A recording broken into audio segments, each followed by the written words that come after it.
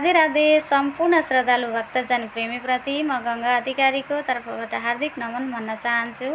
सधैँको जस्तो आज पनि म उपस्थित भइसकेको छु हजुरहरू सामु। आज पनि मैले कवि शिरोमणि लेखनाथ पौडेलज्यूको बुद्धि विनोद पहिला विनोद वाचन गर्न गइरहेको छु। हजुरहरूलाई कस्तो लाग्छ के लाग्छ पक्कै पनि सुनेर सुझाव सल्लाह दिनुहुन्छ भन्ने पूर्ण आशा राखेकी छु। मलाई चाहिँ छन्द मिलाउन आउँदैन है, मैले अहिले नै भनेकी छु। छन्द चाहिँ मैले पक्कै पनि मलाई छन्द मिलाउन आउँदैन र पनि मैले एउटा सानो प्रयास गर्दैछु, भर्खर सिक्दैछु। हजुरहरूलाई सुनाउने मौका पनि मिल्दैछ, मलाई पनि सिक्ने प्रयास गर्दैछु। हजुरहरूदेखि नै मैले सिक्ने प्रयत्न गर्दैछु। मलाई पनि केही कुरो सानो सानो कुरो सिक्ने मौका मिल्दैछ नि त, त्यही भएर हजुरहरू सामु लिएर आउन थालेकी छु मैले पनि। मलाई छन्द चाहिँ पक्कै पनि मिलाउन आउँदैन, छन्द मिलाउन पक्कै आउँदैन। हजुरहरूले कस्तो लाग्छ के लाग्छ त्यही पनि भनिदिनु होला। सुझाव सल्लाह पनि त चाहिन्छ नि त हैन, यहाँनिर यस्तो भयो यस्तो गर्दा राम्रो हुन्छ भनेर हजुरहरूले सुझाव सल्लाह पनि दिनु होला।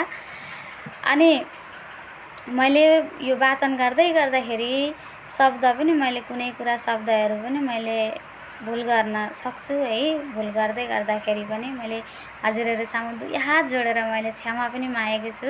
क्षमा गरिदिनु पनि होला मैले भुल गरेकी छु भने पनि। अब म सुरु गर्छु है त।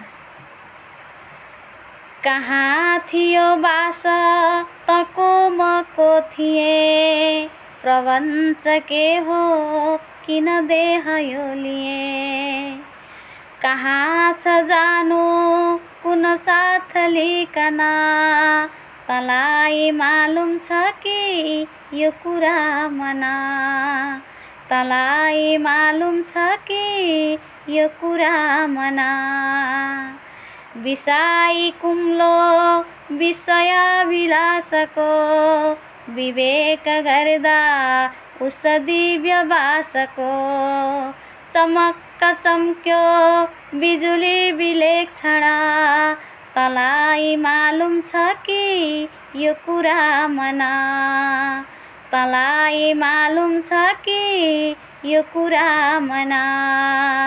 मुसाफिरी सामल सल्ल पोखियो, उठाउने होस हवास रोकियो। म हेर्न थाले असरल भइकन, तँलाई मालुम छ कि यो कुरा मना।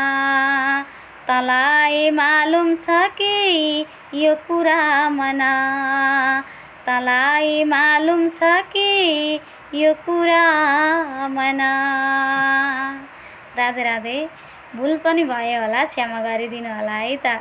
माया पनि गरिदिनु होला। मन पर्यो भने सेयर गरिदिनु होला, लाइक गरिदिनु होला, कमेन्ट गरिदिनु होला, फलो पनि गरिदिनु होला है त। साथी बन्नुपर्छ, मलाई पनि साथी चाहिएको छ। हजुरहरू जस्तो माया गर्ने साथी चाहिएको छ मलाई। अझै धेरै माया गरिदिनु होला है त।